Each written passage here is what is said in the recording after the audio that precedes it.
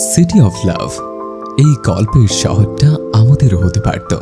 নির্ণয় তাই বেলা থেকে নির্ণয়কুঞ্জের অন্দরমহলে পৌঁছাতেই দেখতে পেল জিয়াং ডাইনিং টেবিলে বসে খাবার খাচ্ছে। শুধু জিয়াং নয়, সঙ্গে টিনা, ছোট নানু, মিঠি, সেই সঙ্গে অহনাকুঞ্জ চৌধুরী।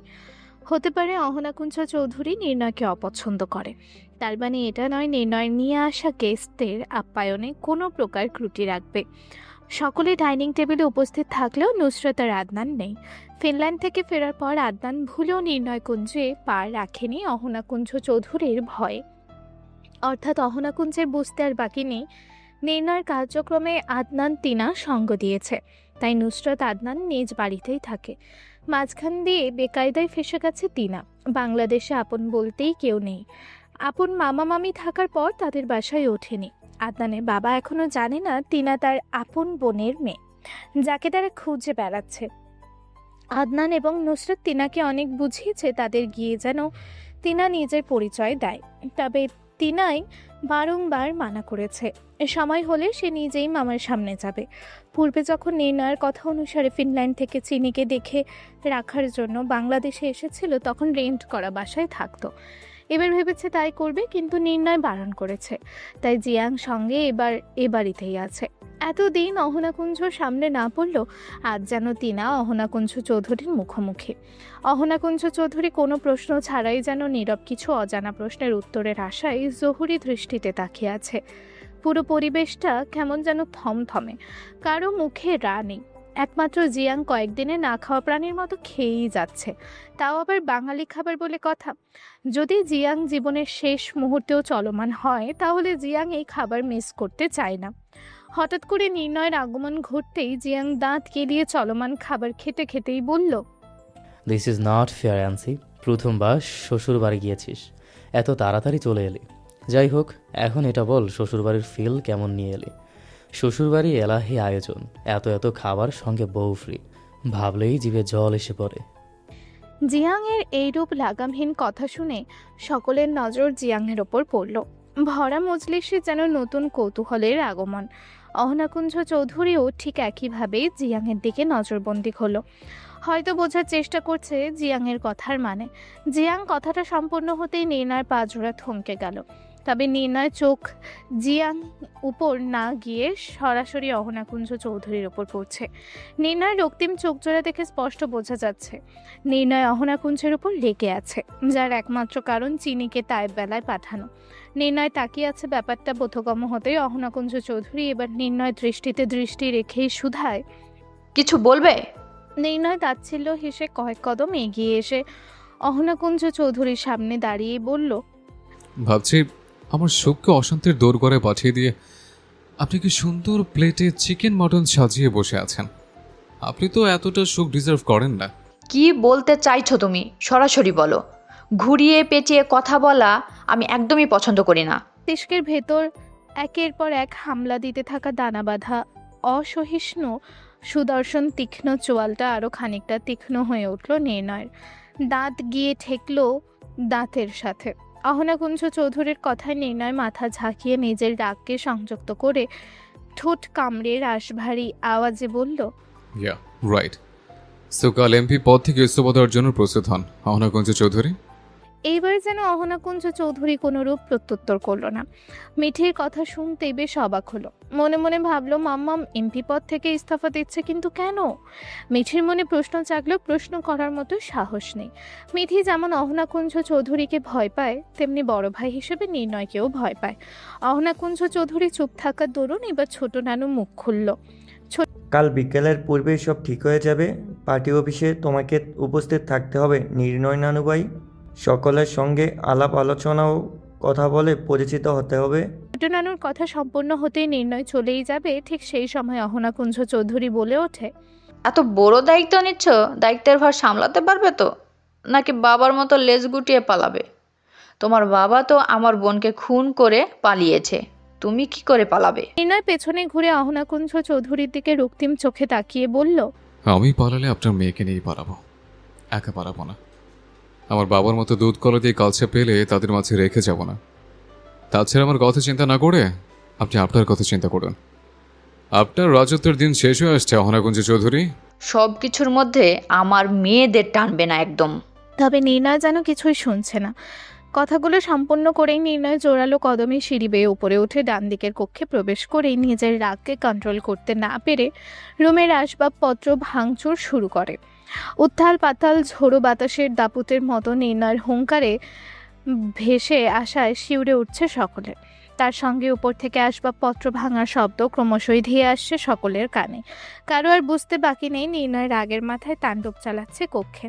সকলে কেমন যেন চুপসে আছে। অহনাও ভীষণ চটে গেছে নির্ণয়ের উপর।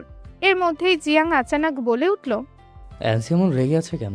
চিনচিন ঠিক আছে তো? না মানে চিনির কথা বলছিলাম। জিয়াংয়ের কথায় অহনাকুঞ্জ চৌধুরী আচানক জিয়াংয়ের দিকে দৃষ্টি নিক্ষেপ করল। অহনাকুঞ্জ চৌধুরীকে জিয়াংয়ের দিকে তাকাতে দেখে জিয়াং ভয়ে শুষ্ক ঢোক গিলে তিনার দিকে অসহায় মুখ করে বিড়বিড়ালো। সেম মিস্টেক, আবারও ভুল জায়গায় ভুল কথা বলে ফেলেছি। তিনাও রাগে চোখে তাকিয়ে আছে জিয়াংয়ের দিকে। অহনাকুঞ্জ চৌধুরী খানিকক্ষণ সময় নিয়ে কিছু একটা ভেবে মিঠিকে উদ্দেশ্য করে বলল, কালকে একবার চিনিকে দেখে এসো। চিনি ঠিক আছে তো? ও বাড়ির সবাই মেনে নিয়েছে তো ওকে? ওকে মামাম। খাবারে হাত না দিয়ে মুখের খাবার ফেলে রেখে চেয়ার ছেড়ে উঠতে উঠতে প্রচণ্ড অনীহা নিয়ে বিনা বাক্যে পায়ের কদমে দূরত্ব বাড়ালো অহনাকুঞ্জ চৌধুরী। কিছু দূর গিয়ে অহনাকুঞ্জ চৌধুরী কঠোরভাবে নিষেধাজ্ঞা দিয়ে মেথিকে বলে ফেলে, তায়েব বেলায় পা রাখবে না। আর তিহাম সঙ্গে দেখা তো একদমই নয়। কাল চিনির এক্সাম আছে, কলেজে গিয়ে দেখা করে আসবে। ওকে মামাম। ঈশিতার আগে ফুসতে ফুসতে এসে কক্ষের ডোর অফ করল। মেয়েকে এরকম রেগে যেতে দেখে মেয়ের চিন্তায় রিনা খানও ছুটে দরজায় কড়া নাড়াচ্ছে। রিনা খান কিছুই বুঝতে পারছে না মেয়ের মিনিটে মিনিটে মুড চেঞ্জ হওয়া। কখনো চিনির গায়ে হাত তুলছে, কখনো সালমা তাই বেহুদা কথায় ভয় পাচ্ছে। কিছুতেই নিজের মাত্রাহীন রাগ সংযোজন করতে পারছে না ঈশিতা। বারংবার ইচ্ছে করছে যেন চিনিকে গলা টিপে মেরে দিতে। ঈশিতা কিছুতেই মেনে নিতে পারছে না এনসির সঙ্গে চিনির সম্পর্ক আছে। বিয়ে হওয়া তো অনেক দূরের ব্যাপার। ঈশিতা এতটা ভালো মানুষ না চিনির জন্য এনসির মতো রিচ বয়কে ছেড়ে দিবে। হঠাৎ করেই ফোন দিয়েতে কারো নাম্বারে কল ডায়াল করলো। ওপাশ থেকে কিছু বলার পূর্বেই ঈশিতা বলা স্টার্ট করলো, তোমাকে একটা মেয়ের পিকচার সেন্ড করছি। মেয়েটা তোমাদের কলেজে জুনিয়র ডিপার্টমেন্টের। ওর সাথে যা ইচ্ছে করো, যেন ওর মেল ফোবিয়া রোগটা আবার ওর উপর চেকে বসে। এমন কিছু করো যেন ওকে দেখলে আমার শরীরে জ্বালা না হয়। টাকার কথা চিন্তা করতে হবে না, তোমাদের মজমস্তি করার ব্যাপারটা আমি দেখছি। ফোন কলটা কেটে যেতেই ঈশিতার ঠোঁটে এক অদ্ভুত হাসি ফুটে উঠল। এক পর্যায়ে উপায়ন্তর না পেয়ে মস্তিষ্কের ভয় আর শরীরও মনের তীব্র ব্যথায় জর্জরিত হয়ে বদ্ধ ঘরের এক কোণে জড়সড় হয়ে হাত পা গুটিয়ে বসে আছে চিনি। চিনি সে কখন থেকে অন্ধকার কক্ষে বসে আছে। চিনিকে দেখে বোঝার উপায় নেই চিনির মনে কি চলছে। চোখ দিয়ে ক্রমশই অশ্রুকণা গড়িয়ে পড়ছে। অন্যদিকে নির্ণয় বলা শেষ কথাগুলো মনের গোপন অঙ্গনে ভালোবাসার প্রহর গুনছে। হঠাৎ কক্ষে আগমন ঘটল সালমা তায়েবের। অন্ধকার হতে সুইচ অন করতে পুরো রুমে আলোক রশ্মির ছড়াছড়ি। শুধুই চিনি যেন ছন্ন ছাড়া হয়ে পড়ে আছে অযত্নে ফেলা ফুলের মতো। চিনির কষ্টদায়ক হৃদয় কষ্টে শৈলাবে মুখরিত চারপাশ।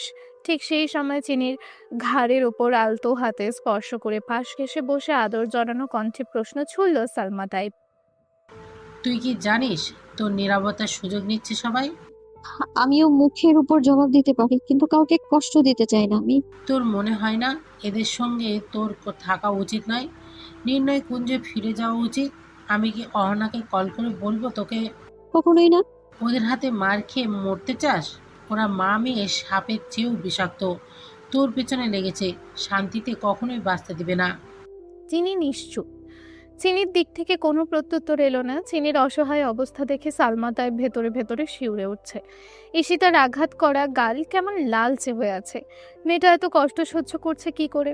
সালমা তাইব ফের চিনিকে শুধালো, তুই কি অহনার উপর রাগ করেছিস তাই নির্ণয় কুঞ্জে যেতে চাস না? যেতে চাই, তবে মামামের পরিচয় নয়। মামামের তো আমাকে মনে পড়ে না, একটাবার দেখতে ইচ্ছে হয় না, তাই তো এখানে পাঠিয়ে দিয়েছে আমায়। সালমা তাইব মুচকি হাসলো চিনির কথায়। চিনির মাঝে রাগ স্বভাবটা একদম নেই, যা আছে অভিমান। চিনি অহনাকুঞ্জের উপর অভিমান করেছে। কে বলবে চিনি অহনাকুঞ্জের মেয়ে? চিনির হৃদয় তুলোর ন্যায় নরম, যেখানে হিংসে নেই, ঘৃণা নেই, ভোরের শিশির ভেজার প্রথম আগমনের ঘাসের মতো স্নিগ্ধ। যদি কিছু থাকে সেটা হলো অভিমান আর সহ্য করার ধৈর্য। হয়তো এই জন্যই অহনাকুঞ্জ চৌধুরী মিঠিকে না পাঠিয়ে চিনিকে পাঠিয়েছে এ বাড়িতে। হঠাৎ সালমা টাইপ কিছু অপ্রত্যাশিত বাক্য প্রকাশ করলো চিনির উদ্দেশ্যে। কথায় বলে না, রক্ত রক্তের কথা বলে। কথাটা বোধহয় সত্যি। আজ তা স্বচক্ষে দেখতে পেলাম। নির্ণয় কিন্তু একদম অহনার মতো হয়েছে। তবে অহনা মা হয়েও যতটা নিশ্চিন্তে আছে, তার চেয়েও বেশি নিশ্চিন্ত নির্ণয়কে লাগছে। সালমা টাইপ আকস্মিক কথায় ভরকে গেল চিনি। মুহূর্তে কান্না ভেজা চোখে রং পরিবর্তন করে ফেলল। আচানক চোখ দুটো বড় বড় হয়ে গেল। শুষ্ক ঢোক গিলে কিছু বলতেই যাবে, তার পূর্বেই সালমা তাইফের বলল, সারাদিন তো নির্ণয় ভাই চব্বিশ, কিন্তু সামনে দাঁড়িয়ে দুটো কথা বলার সাহস নেই। নির্ণয়ের মতো সুদর্শন হ্যান্ডসাম পুরুষ সামনে দাঁড়িয়ে যে নারী কথা বলতে পারে না, সে নারীর মতো ব্যর্থ নারী এই দুনিয়ায় একটাও নেই। সালমা টাইপ কথাগুলো চিনির দিকে না তাকিয়ে বললেও চিনিকে বেশ শুনিয়ে শুনিয়ে বলছে। চিনি সালমা টাইপের কথা বাদ সেধে ঠোঁট উল্টেই বলল, উনি খুব রাগী। কেউ কি শুধু শুধু রাগ করে? নিশ্চয়ই রাগের যথেষ্ট কারণ আছে। তুই রাগের কারণ বুঝতে পারছিস না, সেটা অন্য ব্যাপার। কে বলেছে আমি রাগের কারণ বুঝতে পারি না? আমি আগে ওনার রাগের কারণ না বুঝতে পারলেও এখন ঠিকই বুঝতে পারি। আমি জানি উনি আমাকে এই সময় এরকম পরিস্থিতিতে দেখে রেগে গেছেন। উনি আমার কষ্ট একদমই সহ্য করতে পারেন না, তাই তো আমি ওনাকে থামানোর চেষ্টা করেছিলাম। রাগের মাথায় উনি যা কিছু করে দিতে পারে, আর দেখো উল্টো আমিই বকা শুনলাম ওনার কাছ থেকে। চিনির কথা শুনে সালমা তাইব মুখ টিপে হাসলেন। তবে এবার আর চিনির চোখের আড়াল হলো না সেই হাসি। সালমা তাইবকে হাসতে দেখে চিনি মুখ কাচুমাচু করেই বলল, তুমি হাসছো কেন মামুনি? তুই তো দিন দিন বড় হয়ে যাচ্ছিস রে মা, সব বুঝতে পারছিস। এখন তো খুব তাড়াতাড়ি বিয়ে দিতে হবে। তবে বর হিসেবে কাকে সিলেক্ট করা যায়?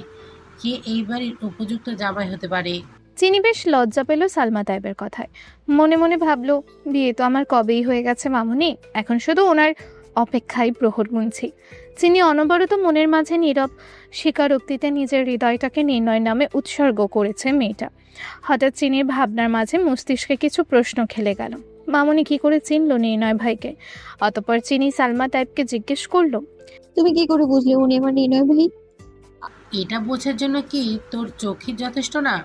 আমি যদি তোর মামনি হয়ে তোর মনের কথা না বুঝি, তাহলে কে বুঝবে? চিনি নতস্থির হয়ে লজ্জায় ঠোঁট কামড়ে ধরে আছে। মামুনির কাছে ধরা পড়ে গেছে। এখন না জানি আর কি কি প্রশ্নের সম্মুখীন হতে হয়। চাপে পড়ে না জানিয়ে সব সত্যি বলে দিতে হবে আজ। এতক্ষণ ধরে অধীর আগ্রহে চিনি জবাব শোনারই অপেক্ষায় সালমা তাইব। তবে চিনির এরকম হাবভাব দেখে ব্যাপারটা ঘাটল না। সালমা তাইব যেটুকু বোঝা সেটুকু বুঝে গেছে। মেয়েটাকে আর বেহাল দশায় ফেলতে চায় না। অনেকটা রাত হয়ে এলো, এবার ঘুমিয়ে পড়, কাল তো এক্সাম আছে। চিনি মাথা নাড়িয়ে হ্যাঁ সায় দিল। সময়ের গতিতে আরও একটা দিন কেটে গেল। রাতের অন্ধকার পেরিয়ে নতুন সকালের আগমন হলো। নির্ণয় কুঞ্জে সকলেই সকাল সকাল ঘুম থেকে ওঠে। তার মধ্যে সর্বপ্রথম তালিকায় অহনাকুঞ্জ চৌধুরী রয়েছে। সারা রাত ঠিকঠাক ঘুম না হওয়া দরুন শরীরটা ভালো ঠেকছে না। রকিং চেয়ারে বসে দেয়ালে ঝুলিয়ে রাখা চিনির ছবির দিকে নিষ্প্রভ তাকিয়ে আছে। শক্ত প্রকৃতির মানুষটা প্রকাশ না করলেও ভেতরে ভেতরে মেয়েকে দূরে রাখার হাহাকারে জ্বলছে। মেয়ের চিন্তায় ভেতরে দুমড়ে মুচড়ে উঠছে। অহনাকুঞ্জ চৌধুরী তো জানে চিনি কতটা অসুস্থ, অবুঝ, কখনো মুখ ফুটে একটা কথা বলবে না। নির্ণয়ের কাছে এতদিন ছিল, সেখানে ভালো থাকেনি। এখন যেখানে আছে সেখানেও ভালো থাকবে না। অহনাকুঞ্জ চৌধুরী বা কী করবে? তার হাত যে শিকলে বাঁধা। চাইলেও মেয়েকে নিজের কাছে নিয়ে আসা সম্ভব নয়। আইন কানুন তো মায়ের মন বুঝবে না, বুঝবে নিয়ম কানুন। পর মুহূর্তেই অহনাকুঞ্জ চৌধুরী ভাবলো চিনি কেন ভালো থাকবে না? সেখানে তো তার বাবা রয়েছে, নিশ্চয়ই তার বাবা তাকে খারাপ রাখবে না। অহনাকুঞ্জ চৌধুরী ভাবনার মাঝে আগমন ঘটলো ছোট নানুর। আহনা মামুনি, আসবো? হ্যাঁ, ভেতরে এসো কাকামণি। তোমার কথা মতো সব কিছু রেডি। আইনি কাগজপত্র এবং মিডিয়াকেও ইনফর্ম করে দেওয়া হয়ে গেছে। তারা ঠিক টাইমে কনফারেন্সে উপস্থিতি থাকবে। আমিও ঠিক সময়ে পৌঁছে যাব। বলছিলাম কি, আরেকবার ভেবে দেখা যায় না মামুনি? নির্ণয় নানুভাই কি সামালতে পারবে এসব? পরে যদি হিতে বিপরীত কিছু হয়ে যায়? তুমি তো খুব ভালো চিনো নির্ণয়কে। আমি যদি এমপি পদ থেকে ইস্তফা না দেই তাহলে সত্যি সত্যি ও এবার জঘন্য কিছু করে বসবে। নির্ণয়কে একদম বিশ্বাস নেই, যদি আবারও 9 বছর পূর্বের মতো কিছু ঘটে। আমার মেয়েদের যদি ক্ষতি করতে চাই, চিনির ক্ষতি করতে চাই, আমার মেয়ের সুন্দর জীবনটা আমি নষ্ট করতে চাই না। ওর মতো হিংস্র জানোয়ারের ছায়া আমার মেয়ের ওপর পড়তে দিব না। আমার মেয়েটা যে বড্ড বোকা, অবুঝ, শিশুসুলভ হৃদয় তার। অহনাকুঞ্জ চৌধুরীর মতো মানুষ ভয় পাচ্ছে শুধুমাত্র মেয়েদের জন্য। ছোট নানুর মনে হচ্ছে অহনাকুঞ্জ চৌধুরী কিছু ভুল বলেনি। নির্ণয় যা কিছু করতে পারে, ওকে আটকানোর মতো মানুষের এখনো জন্মই হয়নি। তাই ছোট নানু আর কথা বাড়ালো না, নিশ্চুপে স্থান ত্যাগ করলো। অহনাকুঞ্জ চৌধুরী এত বছরের ক্ষমতা এমপি পদ নির্ণয়ে কয়েকদিনেই কেড়ে নিচ্ছে। না জানি আর কি করবে। এইসব নিয়ে অহনাকুঞ্জ চৌধুরীর ভীষণ চিন্তায় আছে। চিনি পরীক্ষার জন্য একেবারে রেডি হয়ে নিচে নেমেছেন। পরনে আজ হোয়াইট রঙের চুড়িদার, ঘন কালো লম্বা চুলগুলো বেনি করে এক সাইডে ঝুলিয়ে রাখা, ডাগর আখি জোড়ায় হালকা কাজলের রেখা, ঠোঁট দুটো যেন লিপস্টিক ছাড়াই বেবি পিঙ্ক হয়ে আছে। চিনিকে আজ বেশ সুন্দরী লাগছে। এই সাজ আর অন্য কারো জন্য নয়, শুধুমাত্র মনের গহীনে থাকা মানুষটার জন্য। ডাইনিং টেবিলের সামনে চিনি উপস্থিত হতেই সবাই যেন পাতে খাবার ফেলে রেখে চিনিকে দেখতে ব্যস্ত। দিহামের চোখ দুটো যেন চিনির উপর আটকে আছে। বরাবরই দিহাম একটা কথাই ভাবে, একে তো মেয়ে মানুষ, তারপর এত সুন্দর হওয়ার কি আছে? একটু কম সুন্দর হলে কি এমন একটা ক্ষতি হতো? অতঃপর নিজের ভাবনার ইতি ঘটিয়ে খাওয়ায় মনোযোগ দিল। রঙ্গনা তাইব এখনও চিনির দিকে তাকিয়ে আছে। চিনির এই অপরূপ সৌন্দর্য রঙ্গনার মতো বুড়িকেও মুগ্ধ করে। চিনির মধ্যে রঙ্গনা তাইব শাহরিয়া তাইবকে দেখতে পায়। তাছাড়া রঙ্গনা তাইবের কাছে চিনির স্বভাব চরিত্র খুব ভালো লাগে। আজকাল তিহামের মতো চিনিকে মনে জায়গা দিচ্ছে। সবাই চিনির সৌন্দর্যে মোহিত হলে ওইদিকে মা মেয়ে আগুনে জ্বলছে। ঈশিতা তো কিছুতেই নিজেকে সামলাতে পারছে না চিনির সৌন্দর্য দেখে। তবে অনেক কষ্টে নিজেকে সামলাচ্ছে, তবু ঈশিতা রাগের দরুন বলে উঠল, পরীক্ষা দিতে যাচ্ছিস নাকি পরপুরুষের মাথা খেতে যাচ্ছিস? ঈশিতার কথা শেষ হতেই চিনি ঠিক দিক থেকে কোনো রূপ রিয়াকশন আসার পূর্বেই রঙ্গনা তাইব খ্যাকখ্যাকিয়ে কর্কশ কণ্ঠে বলল, হারামজাদি, তুই আমার সুন্দরী নাতনিরে কি কইলিল? পরপুরুষের মাথা তো তুই খাস, দেখছত নাই কাল রাইতে তার নমুনা? আরেকদিন যদি তোর মুখ থাইকা আমার নাতনিরে কিছু কইতে শুনছি, তাইলে তোরে তো আমার বাড়ি থেকে বের করমু তো করমুই, লগে তোর মারেও। কাল রাতের বিভৎস ঘটনার কথা ভাবলেই রঙ্গনা তাইব শ্বাস নিতে বেগ পোহাতে হয়। এই প্রথম কেউ এইরূপ দুঃসাহস দেখিয়েছে রঙ্গনা তাইবকে।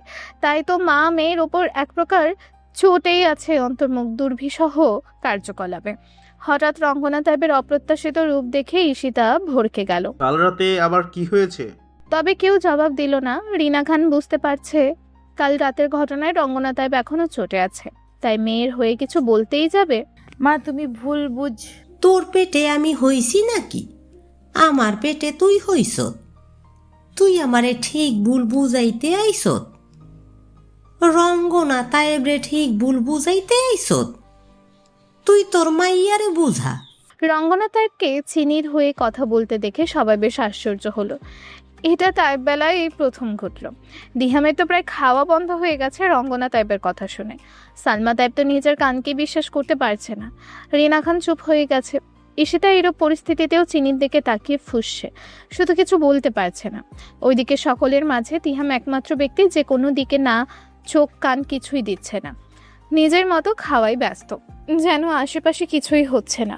রঙ্গনা তাইব খাওয়া শেষ হতেই তিহামের উদ্দেশ্যে বলল, এই মাইয়ারে পরীক্ষা দিতে তিহাম দাদু ভাই নিয়ে যাইবা, আবার পরীক্ষা শেষ হইলে লইয়াও আইবা তুমি। এত সময় খাওয়াতে ব্যস্ত থাকলেও এবার যেন তিহামের খাবারে ব্যাঘাত ঘটল। আচানক মাথা তুলে চিনির দিকে এক পলক তাকিয়ে বলল, আমার হাতে টাইম নেই, দিহাম তো যাবেই চিনিকে সঙ্গে নিয়ে। এই বেজায় তেপোলার লাগে আমি আমার নাতনিরে ছাড়মু না। তুমি নিয়া যাইবা দাদু ভাই, আর এটা আমার আদেশ। রঙ্গনা তাইব কথা শেষ হতেই দিহাম মুখ খুলল। বেজাইত্যা বা কারে বলছো আবুরি? আমি যদি বেজাইত্যা হই তাহলে তুমি তো গিরগিটি।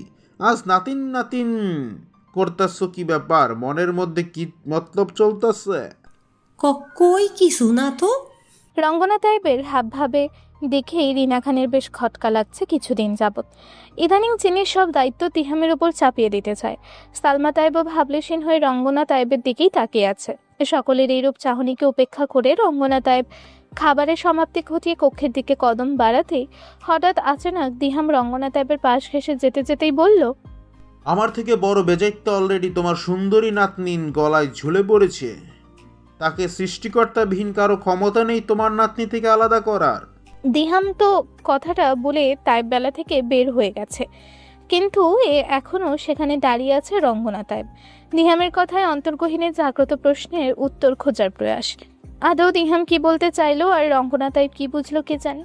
দিহাম খাবার শেষ হতে চিনির উদ্দেশ্যে বলল, আমি বাইরে আছি, তুমি এসো। কথা বলে দিহাম চলে গেলেও চিনি খাবার শেষ করে উঠতে যাবে, ঠিক সেই সময় ঈশিতা চিনিকে থামিয়ে দিয়ে বলল, কোথায় যাচ্ছিস? আমি তোকে যাওয়ার পারমিশন দিয়েছি। আমার এক্সামের দেরি হয়ে যাচ্ছে। So what? চিনি মাথা নত করে নিশ্চুপে দাঁড়িয়ে থাকতে দেখে ঈশিতা নিজের হুকুম জারি করলো, আমার জুতোগুলো নিয়ে আয়।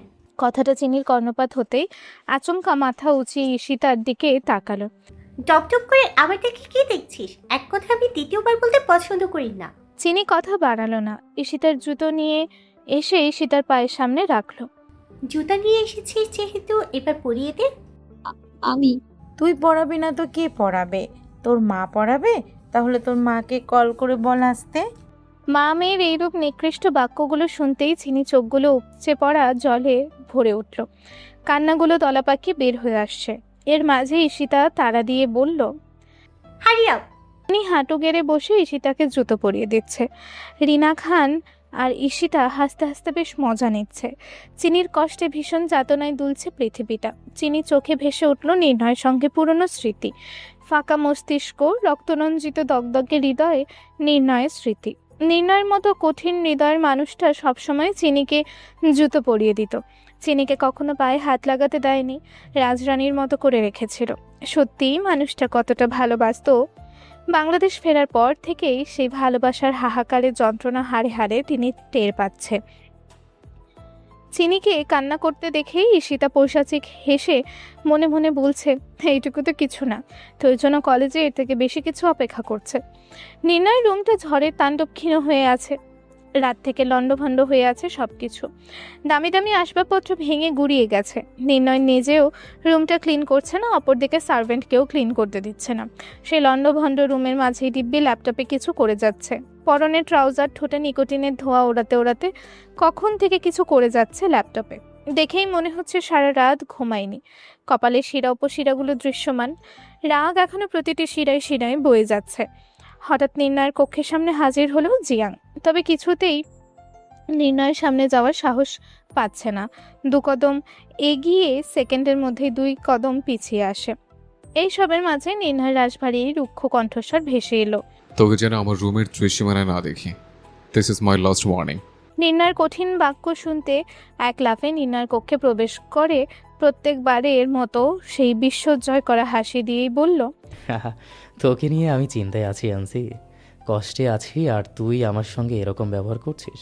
তোর হাসি বলে দিছে তুই আমায় নিয়ে কতটা চিন্তিত। This is my good luck, right? মুহূর্তেই নির্ণয়ের কথা শুনে জিয়াংয়ের মূল্যবান হাসিখানা উধাও হয়ে গেল।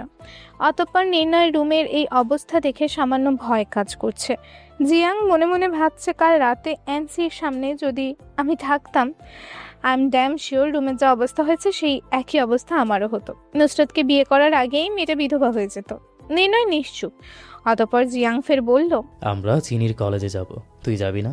কেন যাব? আজ তো চিনির পরীক্ষা আছে, তাই যাবি। চিনিকে চিয়ার আপ করবে। So what? Okay chair up করে আমার কি লাভ? বিয়ের পর বউ থেকে থেকে লাভ লস খোঁজে, স্বামী নামে কলঙ্ক তুই। অতঃপর জিয়াং 1 পা 2 পা করে পিছনে যেতে যেতেই বলল, তোকে তো দেবদাস মুভির দেবদাসের মতো লাগছে। বাই এনি চান্স চিনচিন পার্বতী হয়ে যাচ্ছে না তো? জিয়াং এর কথা শেষ না হতেই নির্ণয় মস্তিষ্কটা টকবগিয়ে উঠল। পাশ থেকে ফুলদানি নিয়ে জিয়াংয়ের দিকে ছুঁড়ে মেরে বলল, তুই তোর মুখ সামলা, নয়তো আই সোয়ার আমি তোর মুখ ভেঙে দিব, ইডিয়েট। একটুর জন্য জিয়াংয়ের গায়ে লাগেনি ফুলদানিটা। জিয়াং বুঝতে পেরেছে এখন জিয়াং যেটা বলবে তার রিয়াকশন এমন কিছুই হবে, তাই তো জিয়াং দৌড়ে পালিয়েছে। জিয়াং নির্ণয় রুম থেকে দৌড়ে কিছু দূর পালিয়ে গিয়ে 2 গালে হাত স্পর্শ করে চেঁচিয়ে বলল, আমার বিউটিফুল ফেস যদি আজ কিছু হয়ে যেত তাহলে আমি তোকে আয়াতুল কুরসি পরে বদদোয়া দিতাম অ্যান্সি। তুই আয়াতুল কুরসি পড়িস? অফকোর্স আমি 1 লাইন পারি, নুসরাত আমাকে শিখাচ্ছে। তুই কি ভেবেছিস আমি না শিখেই কথা বাতাসে উড়াচ্ছি? এখন 1 লাইন পারি, যেদিন পুরোটা পারবো সেদিন তোদের সকলকে ভস্ম করে দিব। ও রিয়েলি? সত্যি রে জিয়াং, তোর অনেক ট্যালেন্ট। আমার মনে হচ্ছে এরকম সুন্দরী টিচার কিংবা তরতাজা দিলওয়ালা তরুণী শেখাচ্ছে বলেই এতদিনে মাত্র 1 লাইনে শিখতে পেরেছিস। আদনানের কানে খবরটা পৌঁছালেই আদনান তোর জন্য সুব্যবস্থার সঙ্গে সঙ্গে সুশিক্ষিত টিচার খুঁজে দেবে, তখন আরও ভালো শিখতে পারবি। না না, একদম না। আদনানকে বলিস না প্লিজ, তাহলে আমার না হওয়া প্রেমে 1 বালতি জল ঢেলে বসে থাকবে। চিনির পরীক্ষা শেষ হয়েছে বেশ কিছু সময় হলো। 2 বোন মুখোমুখি, তবে কারো কোনো প্রকার রা নেই। আশেপাশে কত শত মানুষের হইচই। কলেজের মাঠে দলবদ্ধ হয়ে ছেলেমেয়েরা বসে আড্ডা দিচ্ছে। মিঠির সূক্ষ্ম দৃষ্টি পুরোপুরি চিনির ওপর। চিনি অন্যদিকে তাকিয়ে আছে মিঠির নজরবন্দি থেকে বাঁচার জন্য। চিনির কণ্ঠনালীতে দলা পাকানো অভিমান বেদনার প্রকোপে সিক্ত হয়ে উঠেছে গভীর ডাগর ডাগর অসহায় নেত্রগহ্বর। মাত্রাতিরিক্ত ধকলে কথা বলার শক্তি ক্ষীণ। বোনকে এতটা কাছে পেয়ে কষ্টগুলো আর লুকিয়ে রাখতে পারছে না। ভেতর থেকে সকল কষ্ট উগড়ে আসছে। বহু চেষ্টার পরও নিজেকে সংযত করতে না পেরে আখিজোড়া থেকে অশ্রুকণা গাল বেয়ে গড়িয়ে ঝর্ণার স্রোত ধারার মতোই ভাসাচ্ছে। হয়তো মিঠি এতটা সময় এটাই দেখতে চেয়েছে চিনি কত সময় চোখের জল আটকে রাখতে পারে। অতঃপর মিঠি নীরবতা ভেঙে প্রশ্ন করে বসল, কাঁদছিস কেন? তুই তো তায়েব বেলায় খুব ভালোই আছিস, বাবা পেয়েছিস, বাবার কাছে আছিস, বাবার ভালোবাসা পেয়েছিস, খুব বেশি ভালো আছিস, আর কি চাই? মিঠির কথাগুলো যেন চিনির কলিজায় গিয়ে লাগছে। ভেতরে ক্ষতবিক্ষত হওয়া বেদনাগুলো উগড়ে আসছে। মিঠির কথাগুলো যেন নির্ণয়ের মতো তীক্ষ্ণ। সকলে যেন চিনির কাটা গায়ে কেবল লবণের ছিটা দিচ্ছে। কেউ তার মন বুঝছে না, তার ভেতরের যন্ত্রণা বুঝছে না। আশাহত হয়ে অন্তর্মুখী মেয়েটা মেনে নিয়েছে নিজের দুর্বিষহ ভবিতব্য। নিজেকে গুটিয়ে নিয়েছে তায়েব বেলায়, শুধুমাত্র সবার ভালোর কথা ভেবে।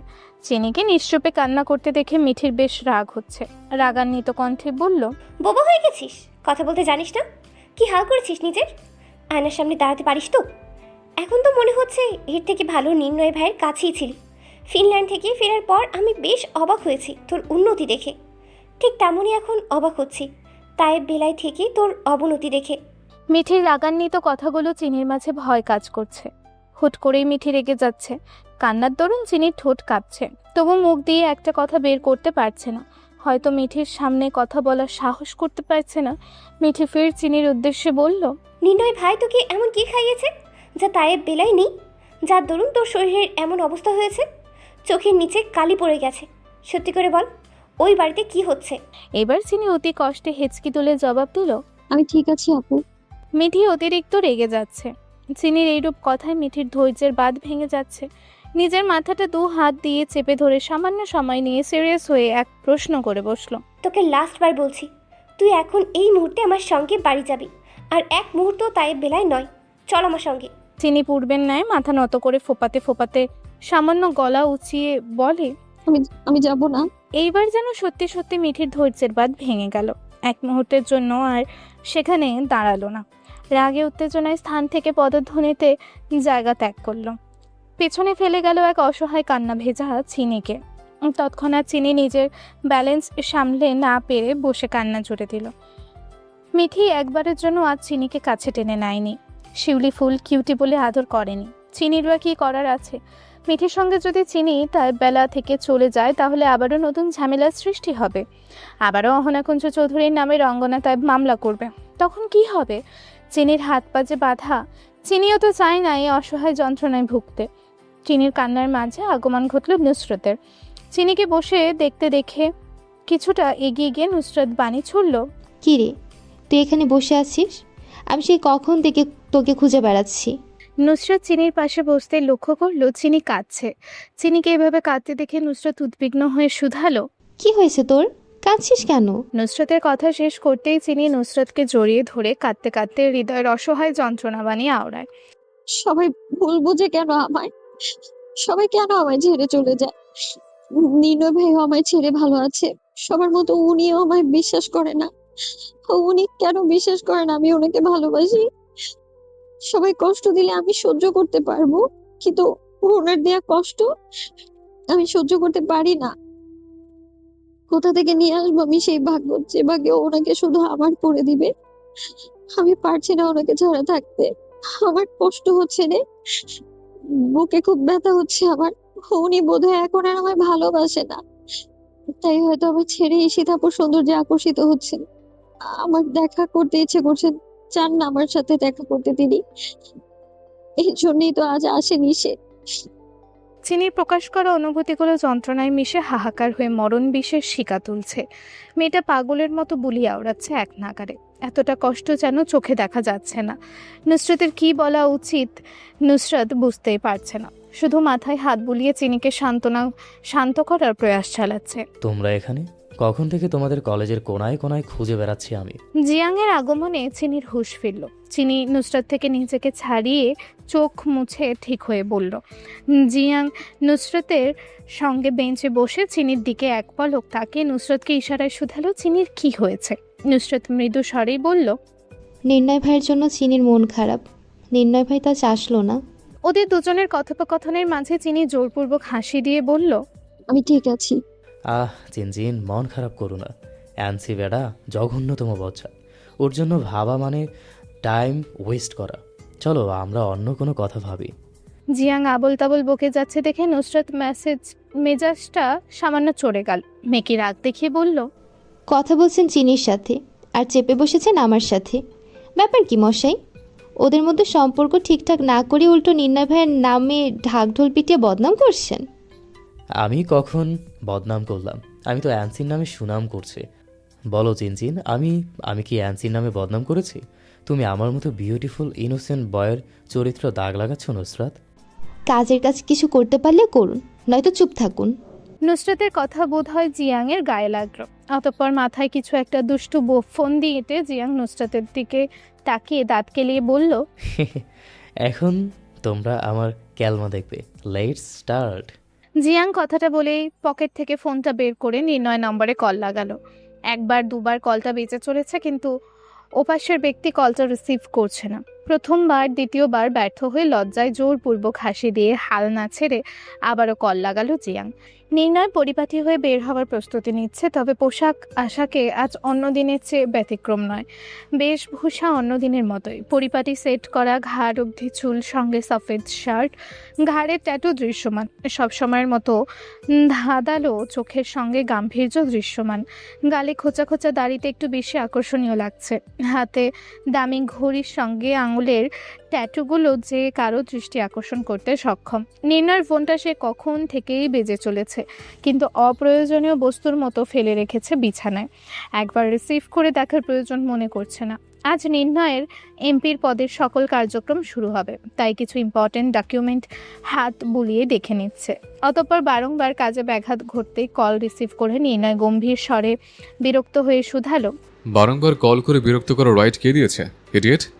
ইম্পর্টেন্ট না হলে তোকে কল দিতাম না। একটা প্রবলেম হয়ে গেছে। কলেজে কিছু ছেলের সঙ্গে আমার ঝামেলা হয়ে গেছে। তুই আয় প্লিজ। প্রবলেম যেহেতু তুই করেছিস, তাহলে সলভও তুই করবি। আমাকে কেন কল করেছিস? ইউজলেস। ঝামেলা, কথা কাটাকাটি যা কিছু হয়েছে, না মানে চিনি নাম শুনতেই নির্ণয় হাতের ফাইলটা টেবিলে ছুঁড়ে মারল। উত্তেজিত হয়ে বসা থেকে দাঁড়িয়ে শুধালো, চিনির কি হয়? চিনি কোথায়? নির্ণয়ের কথা আদৌ শুনলো কি না জিয়াং কে জানে, তবে তা বোঝার উপায় নেই। তার পূর্বেই জিয়াং কল কাটার শব্দে পিক পিক শব্দ হলো। এত সময়ের গোছানো মস্তিষ্কটা মুহূর্তে এলোমেলো হয়ে গেল নির্ণয়। দাবানলের মতো ঝলসানো মস্তিষ্কে জিয়াং বলা এত কথার মাঝে চিনির নামটাই নির্ণয়ের মাঝে হাইলাইট হচ্ছে। কিছুতেই নিজেকে সামলাতে পারছে না, বারংবার জিয়াংয়ের নাম্বারে কল ডায়াল করছে। এক মুহূর্তের জন্য দাঁড়িয়ে সময় নষ্ট করলো না নির্ণয়। সিঁড়ি দিয়ে নামতেই ছোট নানুর সঙ্গে দেখা হলো।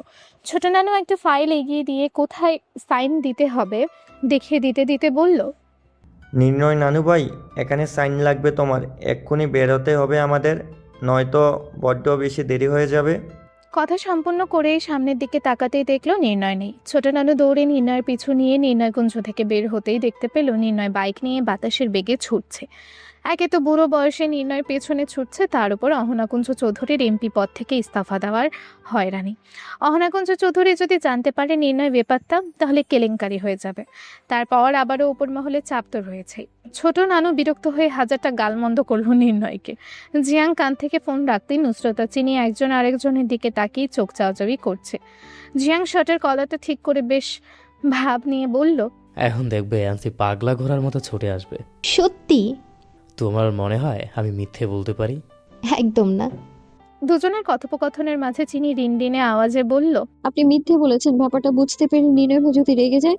ছাড়ো তো ওর কথা। অ্যান্সি এমনিতেই নাকের ডগায় রাগ তেরামি বসে থাকে। এখন তুমি বলো, তুমি হ্যাপি তো অ্যান্সি আসছে? জিয়াংয়ের কথায় চিনি স্মিত হাসে। সত্যিই চিনি খুব খুশি। এত সময় এত কষ্ট মুহূর্তে অদৃশ্য হয়ে গেছে নির্ণয় আসবে ভেবে।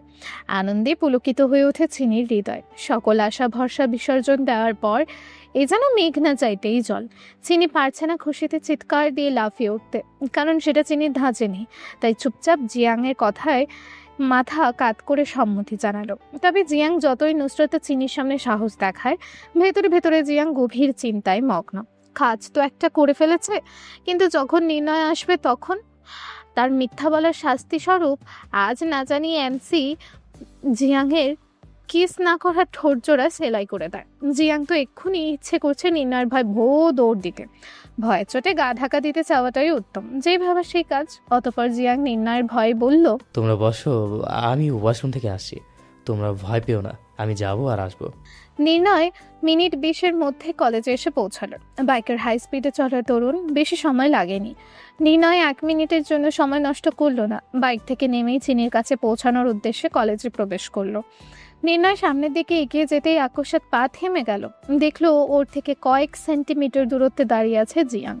তবে প্রথমে নির্ণয়ের কাছে সবকিছুই স্বাভাবিক লাগছে। জিয়াংয়ের সঙ্গে চিনি নেই, তার মানে নির্ণয় যেমন ভাবছে তেমন কিছু হয়নি।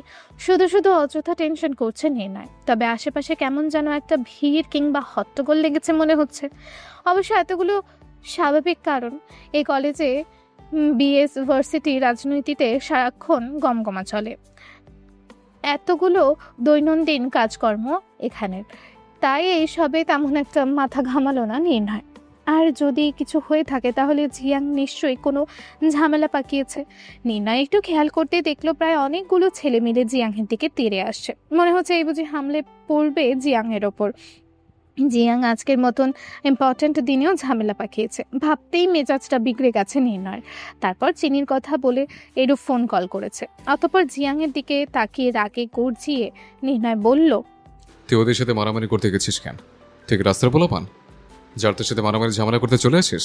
জিয়াং চোখে মুখে ভয়ের ঘন কালো মেঘ। জিয়াং দ্রুত পায়ে এগিয়ে এসে নির্ণয়ের মুখোমুখি হয়ে দাঁড়িয়ে বলল, আমি কি এমনি এমনি মারামারি করতে গেছি নাকি? কেন, ওরা কি তোর ঘাড়ে উঠে বসেছিল? ওরা চিনিকে টিজ করেছিল, এমনকি চিনিকে ব্যাড টাচ করতে চেয়েছিল। এক মুহূর্তের জন্য কুচকানো কপাল সোজা হয়ে গেল নির্ণয়। ঘাড় ঘুরিয়ে ছেলেগুলোর দিকে দৃষ্টি ফেলে খানিকক্ষণ পর্যবেক্ষণ করলো। তৎক্ষণাৎ হাতের বাঁধনে দৃঢ়তা টানলো দ্বিগুণ। নির্ণয় দাঁতে দাঁত পিষে বলল, are you sure? Of course. Jiang washroom থেকে এসেই দেখে কতগুলো ছেলে চিনি আর নুসরাতকে বিরক্ত করছে। নুসরাত থেকে বেশি চিনির ওপর ফোকাস ছিল ছেলেদের। নুসরাত চিনি বেশ ভয়ে পেয়ে গেছে। আশেপাশে বেশ মানুষ জমে গেছে, তবে কেউ কিছু বলার সাহস পায় না। রাজনীতির বড় ভাই ব্রাদার তারা। কারো সাহস নেই কিছু বলার। এক পর্যায়ে বিভিন্ন রকম নোংরা কথা বলার সঙ্গে সঙ্গে ওদের মধ্যে এক ছেলে চিনির শরীরে হাত দিতেই যাবে, তার পূর্বেই জিয়াং এসে সেই ছেলেকে বাধা দিয়ে ধাক্কা মেরে ফেলে দেয়। পরপর দু একটা পাঞ্চ মেরে বসে। এর মধ্যেই ছেলেগুলো কয়েকজন থেকে কতজনে পরিণত হয় জিয়াংয়ের ওপর হামলা করার জন্য। তখনই নির্ণয়ের আগমন ঘটে। অবশেষে জিয়াংয়ের বানিয়ে বলা কথা সত্যিই রূপান্তর হলো। এই মুহূর্তে প্রকৃতির সামান্য হিমেল হাওয়াতে টকবগিয়ে ফুঁসে উঠছে নির্ণয়ের দাবানলের মতো মস্তিষ্ক। জিয়াংয়ের বলা বাক্য বারংবার ধ্বনি করছে নির্ণয়ের কানে। নির্ণয়ের চোখ এবার চিনির দিকে আটকে গেল। এক কোণে নুসরাত সহ কতগুলো মেয়ে চিনিকে ঘিরে আছে। চিনি ভয়ে হেঁচকি তুলে নির্ণয়ের দিকে তাকিয়ে কাঁদছে। চিনিকে দেখেই বোঝা যাচ্ছে চিনি ভীষণ ভয় পাচ্ছে। নির্ণয় খানিকক্ষণ চিনিকে পর্যবেক্ষণ করে অতঃপর ঠোঁট কামড়ে হিসিয়ে বলে, ওরা নিজেরও জানানো ওরা আমার কোথায় আঘাত করেছে। আজ ওদের বেঁচে থাকার শেষ দিন। নির্ণয় তৎক্ষণাৎ চিনির নিকট গেল না। চিনির কাছে গেলে শত্রু নিধনে বড্ড দেরি হয়ে যাবে। চোখের সামনে শত্রু ফেলে রেখে সময় নষ্ট করবে না নির্ণয়। যেখানে সম্পূর্ণ বিষয়টা চিনিকে ঘিরে, নির্ণয় যেন নিজের মধ্যে নেই। রাগে চোখ দুটো লাল হয়ে উঠেছে। নির্ণয়ের রক্তিম চোখের দিকে তাকিয়ে ঢকাত করে শুষ্ক ঢুক গিলে কয়েক কদম পিছিয়ে গেল জিয়াং। নির্ণয় সে ছেলেগুলোর দিকে দৃষ্টিপাত করলো। প্রত্যেকটা ছেলের হাতে হকি স্টিক। রাজনীতির ফ্যান ক্লাবের টপ ফ্যান বাজ সদস্য এরা। ভার্সিটির সকল কিছু তাদের দখলে। স্যার ম্যামরা ওদের বিরুদ্ধে কথা বলতে ভয় পায়। মোট কথা তারা ভার্সিটিতে রাজ করছে। যদিও এসব বিষয়ে বিন্দু মাত্র ধারণা নেই নির্ণয়। অযাচিত বিপদ কখনোই পরোয়া করে না নির্ণয় সিনহা চৌধুরী। সেটা যদি হয় চিনির জন্য। হঠাৎ নির্ণয় কোমরের খাঁজ থেকে হুট করে রিভলভার বের করে সেই ছেলেগুলোর দিকে এলোপাথারি গুলি ছুটছে। কার কোথায় গুলি লাগছে একবারের জন্য দেখছে না। নির্ণয়ের হাত থামছে না। রক্তে রঞ্জিত হয়ে যাচ্ছে চারিপাশ। কলেজের ছেলেমেয়েরা ভয়ে এলোমেলো হয়ে দৌড়ে পালাচ্ছে। দাও দাও করে জ্বলতে থাকা অগ্নিশিখার রক্তাক্ত লালিমায় অদ্ভুত গা ছমছমে লাগছে চারিপাশ। নির্ণয় 6 শুটার 6টি বুলেট শেষ হতেই নির্ণয়ের রিভলভারটা ছুঁড়ে ফেলে দিয়ে হাত চালাতে শুরু করে। উন্মাদের মতো সেই ছেলেগুলোকে হকি স্টিক দিয়ে পিটাচ্ছে। 6 জন তো গুলি খেয়ে সেখানেই পড়ে আছে। কারো হাতে, কারো পায়ে, কারো কাঁধে গুলি লেগেছে। তবু নির্ণয় শান্ত হচ্ছে না। সেই সঙ্গে যোগ দিয়েছে জিয়াংও। ওই ছেলেদের মাঝে যাকেই হাতের নাগালে পাচ্ছে তাকেই জিয়াং উত্তম মধ্যম দিচ্ছে। অবশেষে নির্ণয়ের হাতের নাগালে সেই ছেলেটা মিলল যে চিনির শরীরে টাচ করতে চেয়েছে। ছেলেটা অলরেডি হাতে একটি গুলি লেগেছে। সেটুকুতে নির্ণয় বুঝি পোষায়নি। তাই তো হাতের হকি স্টিক ফেলে দিয়ে ছেলেটাকে মাটিতে ফেলে দিয়ে ইচ্ছে মতো পাঞ্চ মারতে মারতে গর্জে উঠেই বলল, স্পিক আপ। কাকে টাচ করতে চেয়েছিস? Answer me. টোটালি মিস্টেক করেছিস। নির্ণয় সিনহা চৌধুরীর প্রাণ ভোমরায় টাচ করার সাহস দেখিয়েছিস। আমি তো সাহসে পরিমাপ করব না, তা কি করে হয়? এতটা কেয়ারলেস নির্ণয় সিনহা চৌধুরীর নয়। তির্যক ছুরির ফলার মতো কথাগুলো উগড়ে দেয় নির্ণয়। কন্ট্রোললেস হয়ে যাচ্ছে নির্ণয়। ওই মুহূর্তে নির্ণয়ের কাছে চিনির জন্য পুরো দুনিয়াটাই তুচ্ছ মনে হচ্ছিল। নির্ণয়ের ভয়ঙ্কর অগ্নিমূর্তি দেখে ভয় তো ঢুক গিলল চিনি যেন এখন আরও বেশি ভয় পাচ্ছে নির্ণয়ের উন্মাদনা দেখে। তারপর চারিদিকে ভয়ে সকলের ছোটাছুটি। এর মধ্যে চিনি লক্ষ্য করলো অনেকগুলো ছেলের মধ্যে একটা ছেলে মার খাওয়ার পরও একটা ছুরি নিয়ে তেড়ে যাচ্ছে নির্ণয়ের দিকে। নির্ণয় সামনের দিকে মুভ করা দরুন পিছনের কিছুই দেখছে না। চিনি আর এক মুহূর্ত দাঁড়ালো না। চেঁচিয়ে উঠে তৎক্ষণাৎ ছুটে গিয়ে নির্ণয়ের পিঠে ছুরির আঘাত লাগার পূর্বেই সেই ধারালো ছুরি চিনির হাত দিয়ে আটকালো। নির্ণয়কে বাঁচাতে গিয়ে চিনি হাত দিয়ে ছুরি চেপে ধরায় তরতাজা রক্ত গড়িয়ে পড়ছে। তবু ছুরি থেকে হাত ছড়াচ্ছে না। নির্ণয়ের বোধগম্য হতে নির্ণয় পেছনে ফিরে সেই ছেলেকে লাঠি মেরে সরিয়ে দিয়ে চিনির হাত থেকে ছুরিটা কেড়ে নিয়ে ফেলে দিল। চিনি হাত থেকে রক্ত পড়তে দেখে নির্ণয়ের পাগলামো যেন আরও এক ধাপ বেড়ে গেল। রাগের চোটে নির্ণয় বেসামাল হয়ে চিনির উদ্দেশ্যে বলল, ট্রাস্ট মি, তোর সঙ্গে পরে বুঝে নেব। তোর শরীরের প্রতিটি রক্তের ফোঁটার কৈফিয়ত দিতে হবে আমাকে। কোন সাহসে রক্ত ছড়িয়েছিস? চিনি কান্না করতে করতে নির্ণয়ের কাছে যেতেই নিবে, ঠিক তখনই নির্ণয় হুঙ্কার দিয়ে বলল, জিয়াং, চিনিকে ডক্টর কাছে নিয়ে যা, কুইক। চিনির অসহায় অপারক কান্না দেখে অযাচিত মন আগ্নেয়গিরির অগ্নুৎপাতের মতোই চড়াত করে ফুঁসে উঠল নির্ণয়। ইচ্ছে করল চিনিকে কাঁদানোর বিনিময়ে পুরো দুনিয়া ধ্বংস করে দিতে। থুতনিতে কাঁপন ধরেছে চিনির। নির্ণয়ের এরকম রূপ দেখে এক্ষুনি বক্ষ ভেদ করে কলিজাটা জমে এলো বলে। নির্ণয় যেন এখন ভক্ষক, হিংস্র, হার্টলেসে পরিণত হয়ে গেছে। কিন্তু তোকে একা ফেলে রেখে আমি কি করে? This is my order, but চিনির হাত টাচ করবি না তুই। জিয়াং আর কথা বাড়ালো না। চিনিও এখানে থাকার জন্য জোর করলো না, কারণ নির্ণয় আজ প্রচণ্ড রেগে আছে। নির্ণয় সে ছেলের দিকে কদম বাড়ালো, যার জন্য চিনির হাত ক্ষতবিক্ষত হয়েছে। জিয়াং চিনিকে নিয়ে চলেই যাবে, তখনই সেখানে দিহাম হাজির হলো। চিনির হাত দিয়ে রক্ত পড়তে দেখে দিহাম উত্তেজিত হয়ে বলল, চিনি, তোমার হাত কাটলো কি করে? তুমি ঠিক আছো? এখানে নাকি গোলাগুলি হচ্ছে? চিনি নিশ্চুপ। দিহামের চোখ জিয়াংয়ের ওপর পড়ল। জিয়াংকে এখানে দেখে দিহামের জোরালো ভ্রুচোরা কুঁচকে গেল। দিহাম এখনও জানে না নির্ণয় এখানে আছে, কিংবা কলেজে কি নিয়ে সমস্যা হয়েছে তাও জানে না। দিহাম প্রশ্ন করে বসলো জিয়াংকে, তুমি আমাদের ভার্সিটিতে? এখন এত কথা বলার সময় নেই। চিনচিনকে ডক্টরের কাছে নিয়ে যেতে হবে ইমার্জেন্সি। ওর হাতে ব্লিডিং হচ্ছে। তোমাকে প্রয়োজন নেই, আমি নিয়ে যাচ্ছি। এত সময় পর সেখানে টিনা আর আদনান পৌঁছালো। আজ নির্ণয়ের এমপি পদে উদ্বোধন হবে।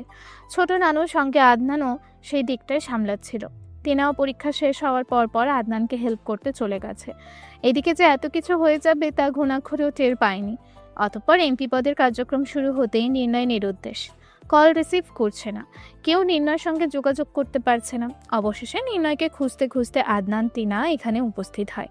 আদনান দৌড়ে গিয়ে নির্ণয়কে আটকানোর চেষ্টা করেই বলল, ব্রো, তুমি এখানে কি করছো? এক্ষুনি তোমার এমপি পদের উদ্বোধন শুরু হবে। তোমাকে শপথ পাঠ করতে হবে। ফক ইউর এমপি পদ, ফক ইউর শপথ। ছাড় আমায়, সবগুলোকে আজ জীবন্ত পুঁতে ফেলবো। ব্রো, নিজেকে সামলাও। এটা পাবলিক প্লেস। এদিক থেকে সেদিক হলে মিডিয়া চলে আসবে, তখন আরও প্রবলেম বাড়বে। আমরা দেখছি ওদের কি করা যায়। তুমি এখন এখানে থেকে যাও। মিডিয়ার কানে অলরেডি খবর পৌঁছে গেছে। কেউ কল করে বলেছে কলেজে গোলাগুলি হচ্ছে। ইমিডিয়েটলি আমাদের এখান থেকে যেতে হবে।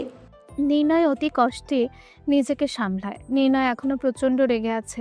চোখ দেখে মনে হচ্ছে এক্ষুনি সবাইকে চোখ দিয়েই ভস্ম করে দেবে। অতঃপর হাত থেকে হকি স্টিক ফেলে দিয়ে সামনের দিকে পা বাড়ালো। সফেদ শার্টটা রক্ত মেখে রঞ্জিত হয়ে গেছে। হাঁটার গতিতে নির্ণয়ের পা জোড়া থমকে যায়। নির্ণয় পেছনে না ঘুরেই দাঁড়িয়ে আদনানের উদ্দেশ্যে বলল, ওদের মধ্যে একটাও যেন জীবিত না থাকে। ওদের মধ্যে যদি কেউ বেঁচে যায়, আই সোয়ার আমি কি করব আমি নিজেও জানি না। কথাটা বলে নির্ণয় হনহনিয়ে গাড়িতে উঠে পড়ে। নির্ণয় দমবার পাত্র নয়। এত সময় তাণ্ডব যেন কিছুই নয়, শাস্তি তো এখনো বাকি। এভাবে অনেকটা সময় অতিবাহিত হলে নির্ণয় ফিরতে ফিরতে বেশ সন্ধ্যা নেমে এলো। নির্ণয় না থাকার দরুন ছোট নানু এবং অহনাকুঞ্জ চৌধুরী সবটা সামলে সকল কাজ মিটিয়ে নিয়েছে। নির্ণয় প্রত্যেকবারের মতন পেছনের ডান দিকের সুড়ঙ্গ দিয়ে নির্ণয়কুঞ্জে প্রবেশ করলো। নির্ণয়ের মা বাবা যাওয়ার পর নির্ণয় কখনোই সদর দরজা দিয়ে নির্ণয়কুঞ্জে প্রবেশ করে না। বাড়ির ভেতর প্রবেশ করে হুট করে নির্ণয় বৈঠক কক্ষে প্রবেশ করে অহনাকুঞ্জ চৌধুরীর টেবিলে রাখা ডকুমেন্ট পেপারগুলোতে সিগনেচার করে পেছনে ঘুরতেই অহনাকুঞ্জ চৌধুরীর মুখোমুখি হলো। নির্ণয়কুঞ্জে আলিশান বাড়িটার মধ্যে সবচেয়ে আকর্ষণীয় অতি প্রয়োজনীয় কক্ষটা হলো বৈঠক কক্ষ। সেখানে রোজ কিছু না কিছু প্রয়োজনীয় বিষয় নিয়ে আলাপ আলোচনা হয়। আজও তার ব্যতিক্রম নয়। আজ অহনাকুঞ্জ চৌধুরীর পরিবর্তে নির্ণয় এমপি হওয়ার দরুন পার্টি অফিস থেকে কেউ কেউ পার্সোনালভাবে নির্ণয়ের সঙ্গে আলাপ করতে এসেছে। যেহেতু নির্ণয় আজ শপথ কার্যে ছিল না, আবার কেউ কেউ তো বন্ধ সুরভোল হাত বাড়াতে এসেছে। কিন্তু নির্ণয় যেন তাদের দুপয়সার তোয়াক্কা না করে বের হয়ে যাচ্ছিল। মুখোমুখি পথ আটকে দাঁড়িয়েছে অহনাকুঞ্জ চৌধুরী। বৈঠক কক্ষে সকলের মনে উস্কুস প্রশ্ন নাড়া দিচ্ছে, শুধুমাত্র নির্ণয়ের অবস্থা দেখে। সফেদ শার্টে রক্তে লাল হয়ে আছে। এমনিতেই অহনাকুঞ্জ চৌধুরী রেগে আছে, তারপর নির্ণয়ের এই অবস্থা। অহনাকুঞ্জ চৌধুরী নির্ণয়ের দিকে খানিকক্ষণ তীক্ষ্ণ নজরে পর্যবেক্ষণ করে নিজের রাগটাকে সংযত করল। কোথায় ছিলে তুমি এত সময়? হোলি খেলে এসেছে। নির্ণয়ের কথা শুনে এমন মনে হচ্ছে নির্ণয় মস্করা করছে সকলের সামনে। অহনাকুঞ্জ চৌধুরী দমে যাওয়ার পাত্রী নন, যথেষ্ট সুকৌশলী মহিলা তিনি। অহনাকুঞ্জ চৌধুরী নির্ণয়ের কথাকে ইগনোর করে বলল, চেঞ্জ করে এসো, সবাই তোমার সঙ্গে পরিচয় হতে বসে আছে।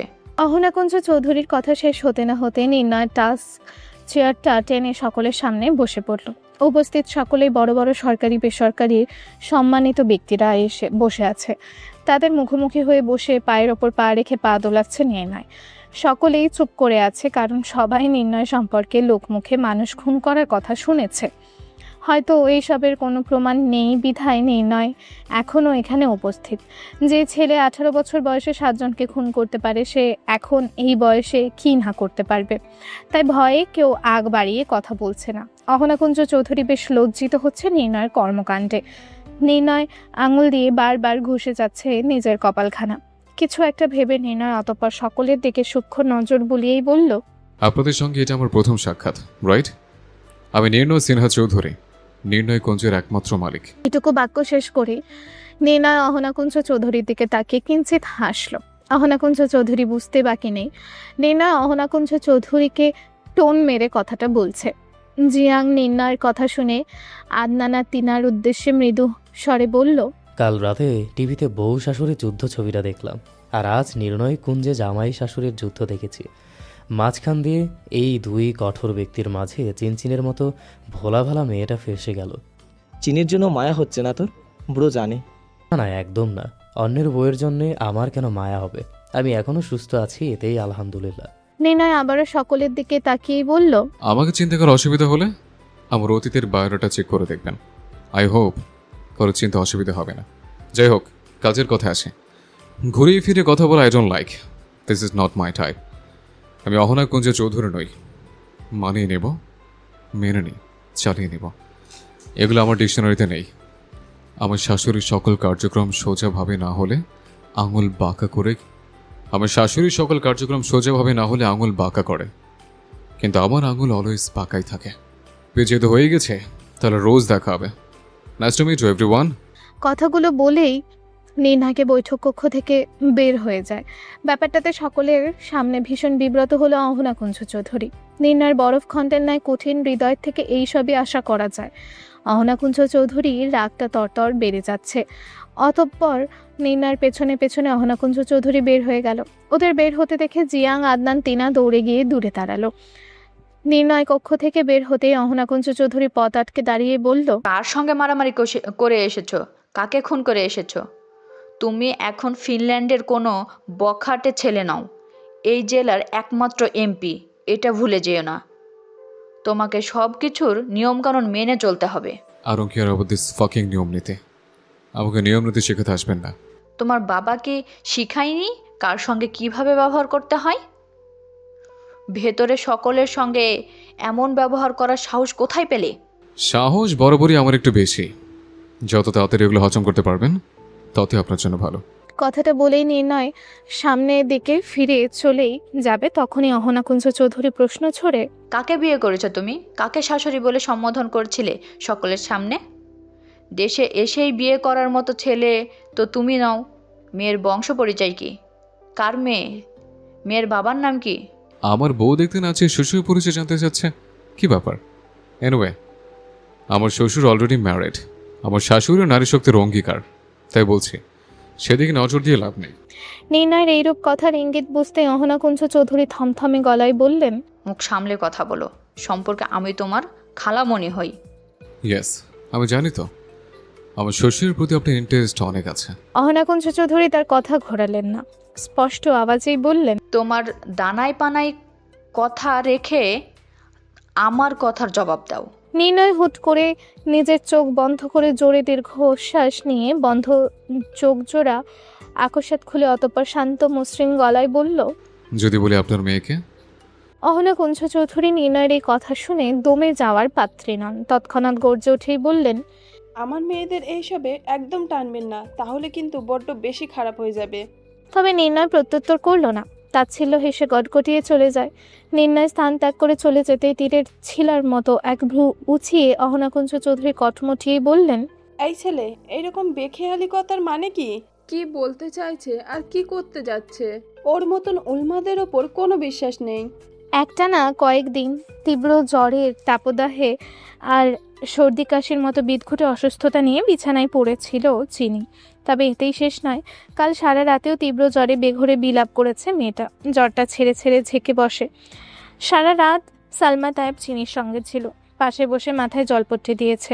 মা ছেড়ে আসা মেয়েটার জন্য সালমা তায়েবের চিন্তার শেষ ছিল না। একে তো হাত থেকে চিনির এত পরিমাণ রক্ত ঝরেছে, তারপর ঠিকমতো এতদিন না খেয়ে শরীরের অবস্থা যা তা করে ফেলেছে। চিনির জ্বরের তীব্রতায় দিহাম এই কয়েকদিন ডাক্তার বই এনেছে বাসায়। ভোর রাতের দিকে ঘাম ঝরে জ্বরটা একটু কমে এলো। আজ দুপুর থেকে জ্বর খানিকটা নেই বললেই চলে, তবে জ্বরটা পুরোপুরি সারেনি এখনো। গত কয়েকদিনের থেকে আজ শরীরটাও খানিকটা হালকা লাগছে। দিনের বেলা যেমন তেমন রয়ে শুয়ে থাকে চিনি, কিন্তু রাত হলে যেন হাঁচি কাশি এসে ওর ঘুম হারাম করে দেয়। চিনি এটাই জানে না কখন সকাল হয় আর কখন রাত হয়। এক নাগারে বিছানায় শুয়ে চিনির বিরক্তের সঙ্গে সঙ্গে শরীর ব্যথায় টনটন করছে। এভাবে আর কত, চিনি পারছে না এভাবে ঘুমিয়ে শুয়ে দিন কাটাতে। অতঃপর ধীর পায়ে পুরো শরীর ভার সামলাতে না পেরে পায়ে টুকে টুকে বিছানা ছেড়ে উঠে দাঁড়িয়েছে। বারান্দায় তাকাতেই লক্ষ্য করলো সকাল গড়িয়ে রাত হয়ে গেছে। অতঃপর অতি কষ্টে পরনের ড্রেসটা চেঞ্জ করে রেগুলার রাতের পরিহিত পাজামা সেট পরে নেয়। এখন শরীরটা বেশ হালকা লাগছে, মনে হচ্ছে শরীর পাতলা হয়ে গেছে। এখন আর ঘুম আসবে না, ব্যাপারটা চিনি ভালোই বুঝেছে। তাই ভাবলো বারান্দায় একটু সময় কাটিয়ে আবারও শোয়া যাবে, যদি ভেতরের কষ্ট ভাবটা একটু কমে আসে। যেই ভাবা সেই কাজ। একটুখানি স্বস্তি পাওয়ার আশায় এগিয়ে গিয়ে কাজ ঠেলে বারান্দায় গিয়ে দাঁড়িয়ে পড়ল চিনি। আকাশ কেমন যেন গুমোট বেঁধে আছে। চিনি বাংলাদেশে আসার পর থেকে এখনও বৃষ্টি দেখেনি। চিনিকে বড্ড বেশি এলোমেলো লাগছে। অসুস্থ হওয়ার পরও ঈশিতা আর রিনা খানের ভয়ে কুঁকড়ে থাকে মেয়েটা। সুযোগ পেলেই মা মেয়ে শারীরিক মানসিক অত্যাচার করতে চলে আসে চিনির কাছে। আর চাকরের মতো তো খাটাখাটুনি রয়েছে। ঈশিতা ইদানিং চিনিকে দু চোখে দেখতে পারে না, তার কারণ চিনির অজানা। চিনির দিনকে দিন স্বাভাবিক জীবনটা পূর্বের ন্যায় অস্বাভাবিক হয়ে উঠছে। দিন শেষে রাতের পর্দা টেনে দেয় ধরনী। যখন বুক চিরে ধরা ঝড়ো হাওয়ার বেগে বেড়ে যায় দ্বিগুণ হারে, তখন একা একা কামরায় শুয়ে নিজের বন্দি জীবনের প্রহর গুনতে গুনতে নীরব কান্নায় ভিজে ওঠে চিনির ডাগর ডাগর চোখের কোটর। এত অত্যাচার অবহেলায় রাতগুলো হয়ে উঠেছে নিদ্রাহীন। নিদ্রাহীন রাতে ভবঘুরে চিনি নির্ণয়ের জন্য প্রহর কোণে। অসুস্থতার মধ্যেও মনের মাঝে কত কি আঁকি বুকি করেছে। সকল কিছুর মধ্যে থেকে নির্ণয়ের কথা চিনির হুটহাট মনে পড়ে যায়। মনে পড়ে যায় নির্ণয়ের সেই স্মৃতি মেশানো ভালোবাসা। আপন মনের অপারগ ইচ্ছেগুলো গুটি গুটি অক্ষরে টুকে রাখে সামনে মনের হৃদয়ে সূক্ষ্ম ভাজে। এই বুঝে নির্ণয়ে আসবে সকল অভিমান ভুলে। অভিমানের চূড়াখি এতটাই শক্ত যেখানে চিনির ভালোবাসা ঠুনকো হয়ে পড়েছে। কেন নির্ণয় ভাইয়ের সিদ্ধান্ত নড়চড় করার সাধ্য নেই চিনির? এইসব ভাবতে ভাবতেই চিনির চোখ দিয়ে অশ্রু গড়িয়ে পড়ল। নির্ণয়ের স্মৃতি মাথা থেকে কিছুতেই সরানো যাচ্ছে না। না চাইতেও নির্ণয়ের মুখটাই মনে পড়ছে বারবার। এ যেন মন মস্তিষ্কের এক তীব্র দোটানা। মনে পড়ছে নির্ণয়ের মুখ থেকে উগরে আসা স্পষ্ট কথাগুলো। তোর কান্না আমায় ভেতর থেকে অন্ধ করে দিচ্ছে, যার একমাত্র আলোক রশ্মি শুধু তুই। বিয়েটা যখন জোর করে করেছে, তাহলে সারা জীবন তোকে সুখে রাখার দায়িত্ব না হয় জোর করিয়ে নেব, তবু কখনো তোকে কষ্ট পেতে দেব না। নির্ণয়ের বলা পুরনো কথাটা মনে পড়তে শিহরিত হয়ে উঠছে চিনির হৃদয় মন সবকিছু। হাজার চেষ্টা করেও নিজেকে আটকাতে পারছে না। শুধু চিনি ছেড়ে এসেছে বলেই এতটা অবহেলা। চিনির উচিত হয়নি নির্ণয়কে না জানিয়ে চুপি চুপি চলে আসা। এটাই মনে হয় চিনির জীবনের সবচেয়ে বড় বোকামি। তাই তো নির্ণয় জিদের বসে চিনির কাছে আসছে না। নির্ণয় চিনিকে পাগলের মতো ভালোবাসে, এতে বিন্দু পরিমাণ সন্দেহ নেই চিনির। আর ভালো লাগছে না এই উদাসীনতা। চিনি কি করে সব ঠিক করে উঠবে বুঝে উঠতে পারছে না। হঠাৎ চিনি কান্না করার মাঝে মনে হলো কেউ চিনিকে ধাঁধালো চোখে পারদে চিনির দিকে দৃষ্টিপাত করে আছে। চিনি হঠাৎ খেয়াল করলো নিচে একটি গাড়ি দাঁড়ানো। চিনি যখন তাইবেলায় উঠেছে তার কিছুদিন পর থেকে প্রায় বাড়ির নিচে একটি অবয়ব দেখে। তবে আজ গাড়িটা রুম থেকে স্পষ্ট দেখা যাচ্ছে। চিনি সচকিত মস্তিষ্ক জানান দিল সবাই তো বাড়িতে, আর এত রাতে কেউ বেরো হবে না। তাছাড়া গাড়ি তো বাড়ির গ্যারেজে পার্ক করা। রাস্তাটাও নির্জন এবং এত রাতে কারো আনাগোনা থাকারও কথা না, যাকে বলে নিরিবিলি পরিবেশ। তাহলে গেটের বাহিরে কার গাড়ি দাঁড় করানো? মস্তিষ্কের ভেতর একের পর এক হামলা দিতে থাকা দানাবাঁধা অসহিষ্ণু প্রশ্ন। ভালো করে লক্ষ্য করতেই রাস্তায় ল্যাম্পপোস্টে হলদে রঙের আলোতে লম্ব অবয়ব দেখতে পেল। ল্যাম্পপোস্টের মৃদু আলো ব্যতীত খুব বেশি আলো এখানে নেই। চিনির দৃষ্টি বরাবর গাড়িতে হেলান দিয়ে থাকা অবয়বটি চিনির দিকে নিষ্প্রভ তাকিয়ে বিড়বিড় করেই বলল, আমি চাই না, আমি তোকে ডাকবো, তারপর তুই আসবি। আমি চাই তুই আমাকে ছেড়ে থাকতে না পেরে ছুটে আয়। এত দূর থেকেও অবয়বের আহত দৃষ্টিতে বুকের ভেতরটা কেমন মোচড় দিয়ে উঠল চিনি কিছু একটা ভেবে মনের মাঝে প্রশ্নটা উকি দিতেই চিনি মিনমিনিয়েই বলল, নির্ণয় ভাই। কেন যেন মনে হচ্ছে নির্ণয় ভাই এসেছে, আর কারোর জন্য নয়, শুধুমাত্র চিনির জন্যই এসেছে এত রাতে। চিনি আর সেই স্থানে এক মুহূর্ত দাঁড়াতে পারল না, হন্তদন্ত হয়ে নেমে এলো। চুলগুলো এলোমেলো হয়ে পড়ে আছে। চিনি গাড়ির সামনে দাঁড়াতেই চোখ মুখ বিষণ্ণতায় ছেয়ে গেল। চিনির ভাবনা সম্পূর্ণ ভুল প্রমাণিত হলো। না, গাড়ির সামনে কেউ নেই, নির্ণয় আসেনি। চোখ দুটো আজকাল হুটহাট নির্ণয়কে খোঁজে, হয়তো এজন্যই ভুল দেখছে। এবার যেন চিনির কান্নাগুলো শব্দ করে বের হতে চাচ্ছে, হলো তাই, শব্দ করে কান্না করে দিল। অতিরিক্ত ধকলে ও কান্নার দরুন মুখ চেপে কান্না করতে করতে বসে পড়ে হাঁটু বেড়ে। তৎক্ষণাৎ চিনির সামনে একটি অবয়ব এসে দাঁড়ালো। কান্না শেষ হয়েছে? এত কান্না আসে কোত্থেকে? তৎক্ষণাৎ ওপর থেকে নির্ণয়ের পুরুষালী কণ্ঠটা ভেসে এলো চিনির কানে। তৎক্ষণাৎ চিনির ব্যাপারটা বোধগম্য হতেই সামনের দিকে তাকিয়ে দেখলো নির্ণয় ভ্রু কুচকে গাড়ির সামনে হেলান দিয়ে বুকে হাত গুজে দাঁড়িয়ে আছে। এত সময় যার জন্য প্রহর গুনছে, যার জন্য বেদনায় নীল হয়ে যাচ্ছে, এখন হুট করে তাকে ভূত দেখার মতো হকচকিয়ে ওঠে। নির্ণয় চুলগুলো অগোছালো, পরনে ফর্মাল হোয়াইট শার্ট, হাতাটাও গোটানো কোনি অবধি, হাতে রোল্যাক্স ঘড়ি। দেখেই মনে হচ্ছে অফিসিয়াল কোনো কাজ থেকে সোজা এখানে চলে এসেছে। শার্টের সামনে দিকের কয়েকটা বোতাম অবাধে খুলে রাখা, যার ফলে ঢেউ খেলানো ফর্সা বক্ষদেশে স্পষ্ট দৃশ্যমান দেখা যাচ্ছে। শার্টগুলি পুরুষালী শরীরের পেশিগুলো স্পষ্ট নজর কাড়ছে। নির্ণয়কে বড্ড বেশি এলোমেলো লাগছে। নির্ঘুম নিষ্প্রভ কামুক চোখ দুটো চিনির পানে নিবদ্ধ। মনে হচ্ছে কয়েকদিন যাবৎ ঘুমায় না। ঘাড় অব্দি লম্বা চুল এলোমেলো হয়ে আছে। তবে চিনিকে খুঁটিয়ে খুঁটিয়ে দেখতে আপাতত নির্ণয় ব্যস্ত। এক সপ্তাহে অনাহার অবহেলায় জ্বরে সুন্দর লাবণ্যময় মুখটা হুট করে কেমন ফ্যাকাশে বর্ণ ধারণ করেছে চিনি। অতিরিক্ত চিন্তা এবং রাতে না ঘুমিয়ে ঘুমিয়ে চোখের কোটর কালি জমেছে মেয়েটার।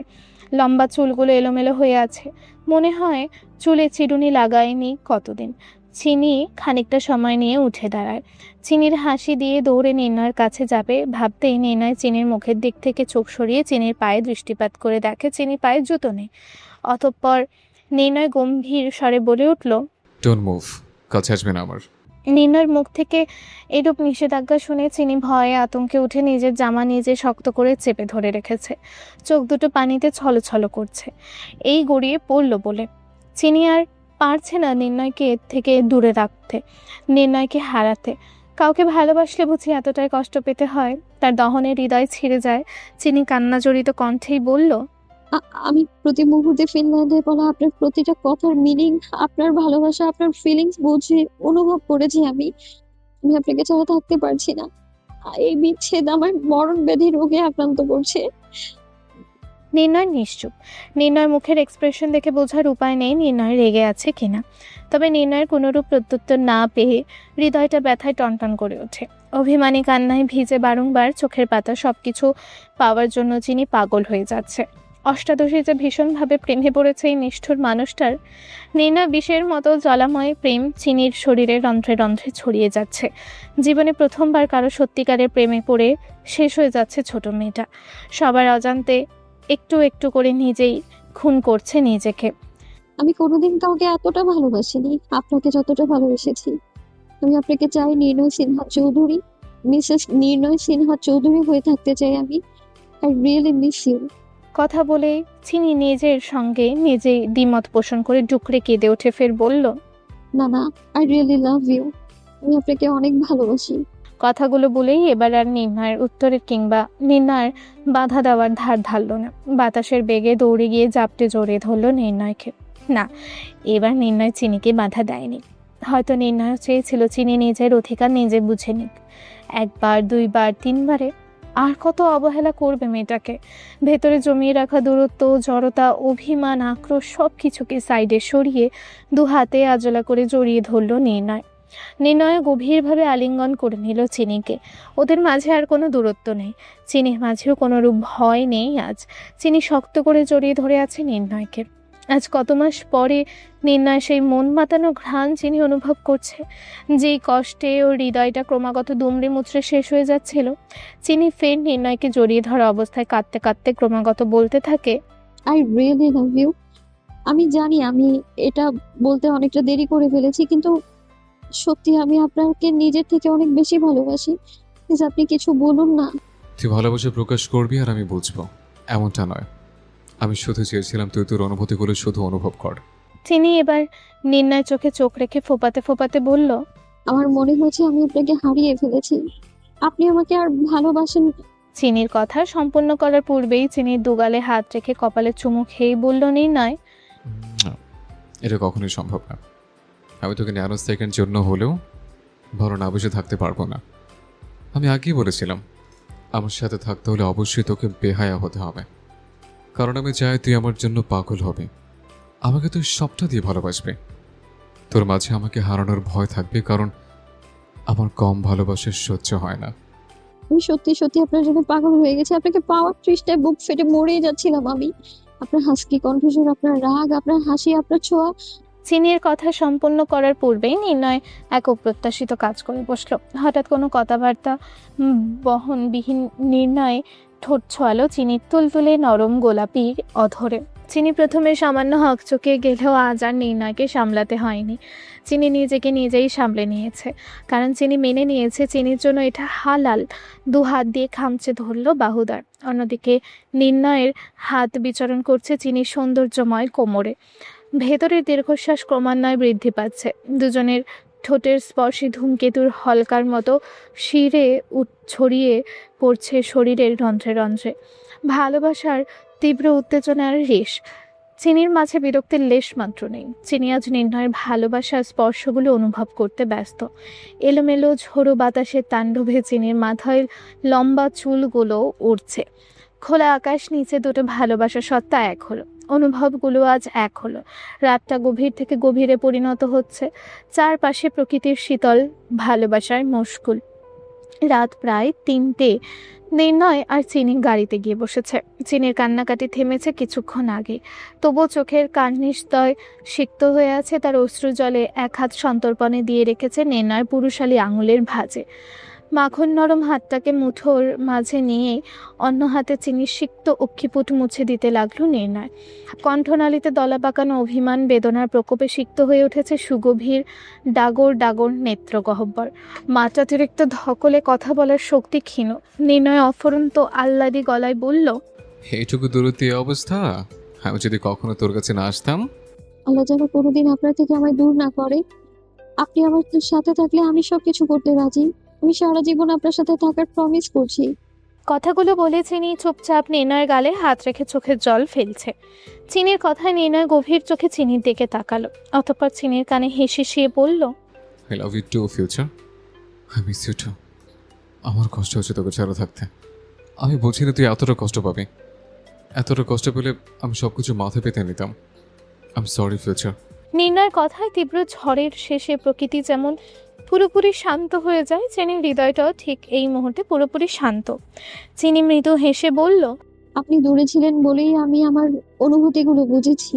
হৃদয়টা এই দহন আর সহ্য করতে না পেরে ছুটে এসেছি আমি। চিনি কথাগুলো বলতে বলতে হঠাৎ চিনির চোখ যায় নির্ণয়ের হাতের দিকে। ব্যাপারটা এত সময় লক্ষ্য করেনি। নির্ণয়ের হাতটা চিনির কাছে নিয়ে আসতেই উদ্বিগ্ন হয়ে চিনি শুধালো, আপনার হাতে কি হয়েছে? যেখানে তোর হাতের এই অবস্থা, সেখানে আমার হাত ঠিক থাকবে কি করে ফিউচার? নির্ণয়ের ফর্সা ট্যাটু বিশিষ্ট হাতটা এথায় সেথায় থেতলে গিয়ে রক্ত জমাট বাঁধা অংশগুলো দৃশ্যমান। এমন দগদগে অবস্থা দেখে যে কারো হৃদয় কেঁপে উঠবে। চিনিরও তাই হয়েছে। চিনির আর বুঝতে বাকি নেই চিনি এ হাতে আঘাতপ্রাপ্ত হয়েছে বলে নির্ণয়ও ইচ্ছাকৃতভাবে নিজের হাতের অবস্থা এমন করেছে। বোঝাই যাচ্ছে রাগের বশে দেয়ালে পাঞ্চ মারার বশে হাত এই অবস্থা হয়ে গেছে। নির্ণয় ছন্ন ছাড়া বেপরোয়া আর উদ্ভ্রান্তের মতো জীবন উপভোগ করছে, যার কাছে নিজ জীবনের মায়া দয়া নেই। কাউকে কখনো কাছে টানেনি, শুধুমাত্র চিনি ছাড়া। নির্ণয়ের মাঝে মায়া আসক্তি যেটুকুই আছে তা একমাত্র চিনিকে ঘিরে। অথচ নির্ণয় ভাবলেশহীন, ক্ষত নিয়ে বসে আছে, যেন কিছুই হয়নি। চিনি ঠোঁট ভেঙে এই বুঝি কেঁদেই দিবে। চিনিকে কান্না করতে দেখে উল্টো চিনিকে শাসিয়ে বলতে শুরু করলো, তোকে কে পারমিশন দিয়েছে ওভাবে সামনে গিয়ে দাঁড়ানোর, হাত থেকে রক্ত ঝরানোর? তুই কি ভুলে গেছিস তোর পা থেকে মাথা অবধি সব কিছুর উপর আমার অধিকার? আর সেখানে তুই নিজের রক্তে ঝরিয়েছিস, সেখানে আমি ঠিক থাকবো কি করে ভাবলি? কি হাল করেছিস তোর? আমার তো মনে হচ্ছে আমার বউ চেঞ্জ হয়ে গেছে। ফিনল্যান্ডে যাকে বিয়ে করেছি তার হাল তো এরকম ছিল না। কথাগুলো বলেই চিনির থেকে নির্ণয় দূরত্ব তৈরি করলো। হঠাৎ করে নির্ণয় রেগে গেল, তার উপর দূরত্ব। চিনির চোখে অশ্রু এসে সারি বাঁধল। নির্ণয়ের কথায় চিনি মাথা নিচু করে ঠোঁট উল্টে ফুপিয়ে উঠল। অভিমানী কান্নায় ভেঙে পড়ে। অস্পষ্ট সুরে কিছু বলবে চিনি ভাবভঙ্গি বুঝতে নির্ণয় একটানে চিনিকে নিজের উড়ুতে নিয়ে এসে বসলো। একদম কাঁদবি না, বাচ্চাদের কান্না দেখার জন্য বিয়ে করে নেই। চিনিকে নাক টেনে অভিমানী স্বরে বলল, তাহলে কি দেখার জন্য বিয়ে করেছেন? চিনির কথায় নির্ণয় ঠোঁট কামড়ে হেসে বলল। বললে বুঝি দেখাবি? নির্ণয় কথার মানে চিনি কি বুঝলো কে জানে। কথাটা শুনে চিনি হকচকিয়ে নির্ণয়ের দিকে তাকায়। নির্ণয় চিনিকে পাত্তা না দিয়ে চিনির গলায় নাক ঘষতে ঘষতে হাসকি স্বরে বলল, তুই ইনার পড়িস নে? নির্ণয়ের মুখ থেকে এরূপ অপ্রত্যাশিত কথা শুনে লজ্জায় ভেতরে উথাল পাথাল অনুভূতি চিনির প্রাণ যায় যায়। এইরূপ পরিস্থিতিতে তবুও এক চুলো ছাড় দিচ্ছে না নির্ণয়। এখনও চিনির চোখের দিকে জিজ্ঞাসা দৃষ্টিতে তাকিয়ে আছে।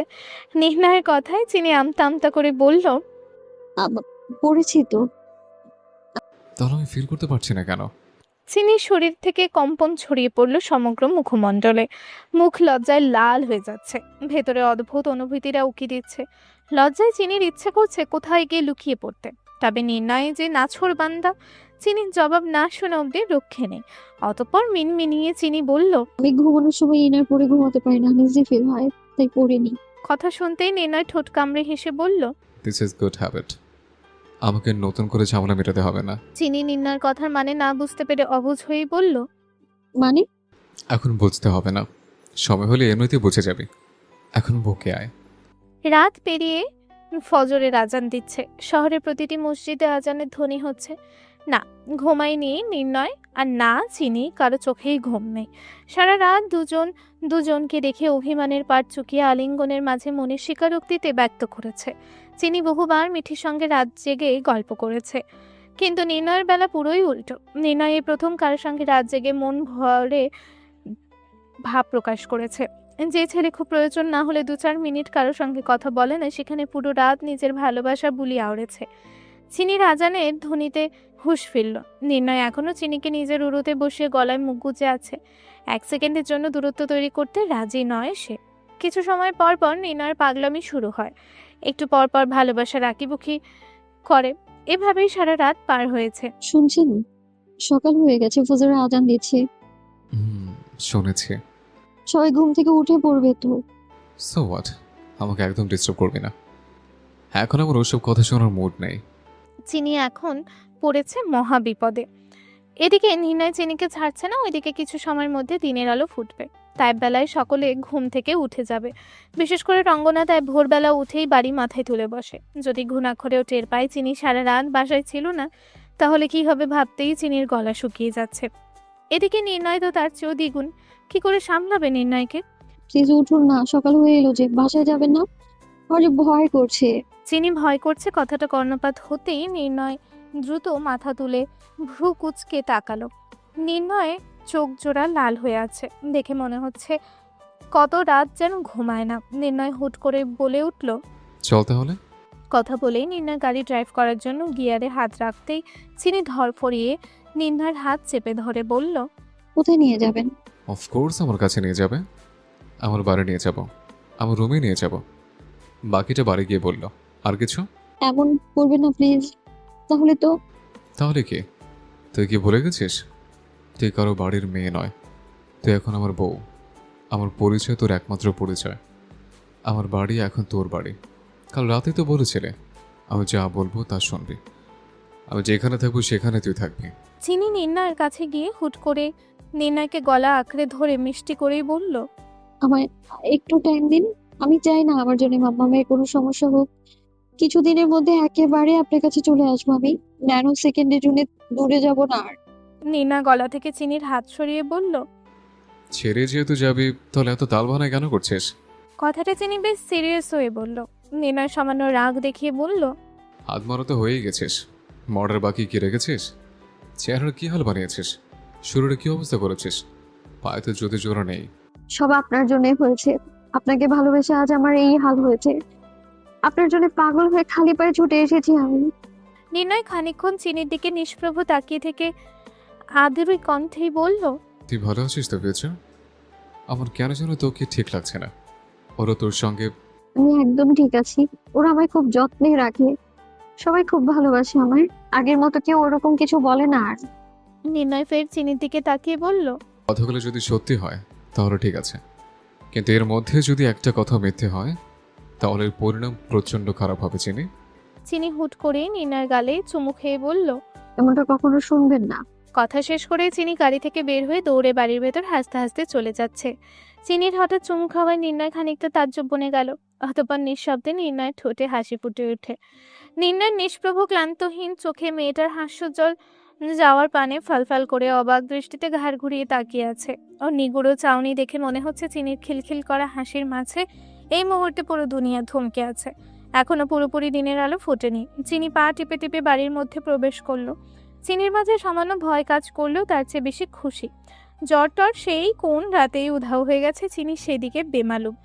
না বাড়ির কেউ এখনো ঘুম থেকে ওঠেনি। ব্যাপারটা বুঝতেই চিনির যেন স্বস্তি পেল। বুকে হাত রেখে দীর্ঘশ্বাস ছেড়ে সিঁড়ি দিয়ে উপরেই উঠতে যাবে, তখন পথ আটকে সামনে দাঁড়ালো ঈশিতা। চিনি হঠাৎ ঈশিতাকে সামনে দেখে ভড়কে গেল। না, আজ চিনি ভয় পায়নি। নির্ণয়কে কাছে পাওয়ার পর থেকেই কোনো কিছুতেই চিনির ভয় কাজ করছে না। ঈশিতা রাগান্বিত কণ্ঠে শুধালো, কোথায় গিয়েছিলি? চিনি নিশ্চুপ। ঈশিতা কিছু একটা ভেবে আগুনের ফুলকির মতো জ্বলে ওঠে। অতঃপর উদ্গ্রীব হয়ে চিনির মুখমণ্ডল পরক করে ঝাঁকিয়ে উঠেই বলে, তুই সারা রাত বাড়ি ছিলি না, কোথায় ছিলি? কার সঙ্গে ছিলি? বাইরে যে গাড়িটা দেখলাম সেটা কার? অ্যান্সির নয় তো? তুই কি অ্যান্সির সঙ্গে ছিলি? চিনি মুচকি হেসে ঈশিতাকে উদ্দেশ্য করে বলল, রাস্তায় এত কাটা বিছানো উচিত না, তাহলে পথযাত্রী রাস্তা পাল্টানোর জন্য বাধ্য হয়ে যায়। আমি বোকা হতে পারি, তবে এতটা নয়।